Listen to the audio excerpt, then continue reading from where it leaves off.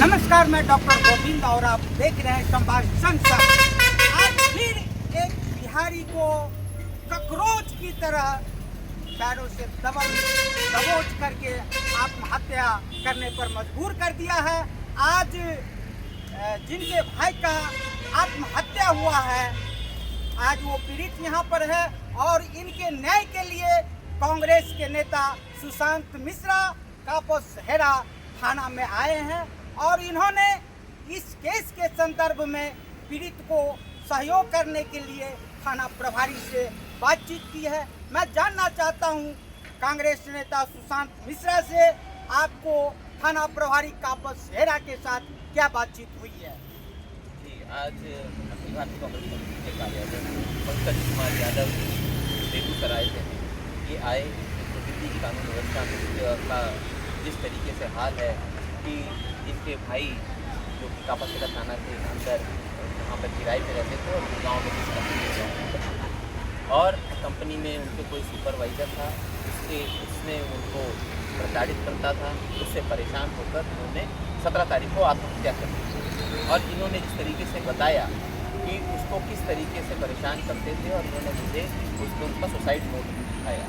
उस नोट को लेकर हमने यहाँ पर कापसहेड़ा थाना में SHO साहब से बात की है और उसको लेकर हम यहाँ से मिलने के लिए हम यहाँ पर आए थे। हमें बताया SHO साहब ने कि इसमें हमारी जांच की प्रक्रिया चालू है। हमने इसके अंदर पोस्टमार्टम किया।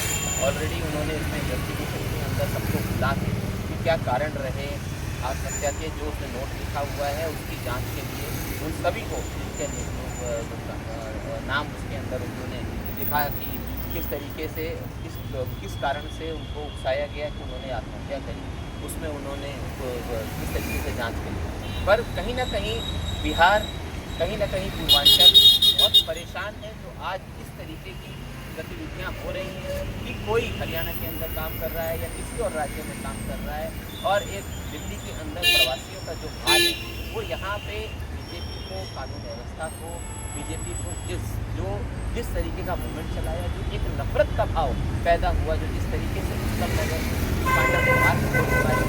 और जिस तरीके से इनके भाई को आत्महत्या करनी पड़ी, पंकज यादव के भाई को आत्महत्या करनी पड़ी, ये बहुत ही ज़्यादा दुख की बात है।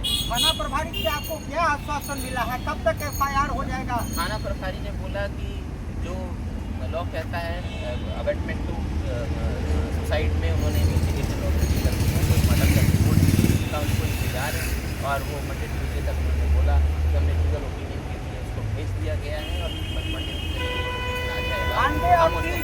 ट्यूजडे में अगर FIR नहीं होती है कापसहेड़ा थाना से तो आपकी अगली योजना क्या है? हमने साफ उनको बताया है कि अगर मंडे ट्यूजडे हुआ तो हम इसमें प्रदर्शन करेंगे और आगे जाकर मुलाकात करेंगे कि किस बात पे लोग जो है कानूनी एक्शन लेंगे।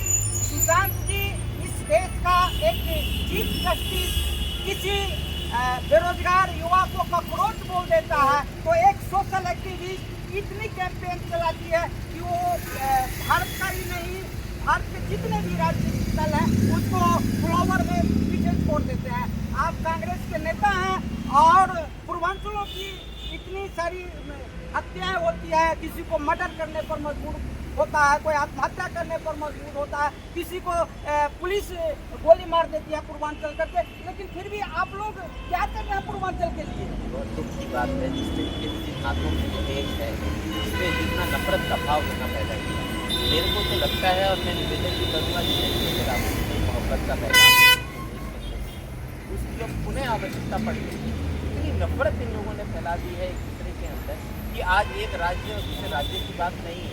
आज इस तरीके से हो रहा है कि एक देश और दूसरा देश है, ये दूसरे देश से आया हुआ व्यक्ति है। इतना नफरत का भाव नहीं पैदा करता है और वही नफरत का भाव है कि कोई भी मूवमेंट, खाली कांग्रेस में कोई भी मूवमेंट चल रहा है उसमें हर एक नया युवा आगे उसका विरोध कर रहा है, विरोध करते हैं।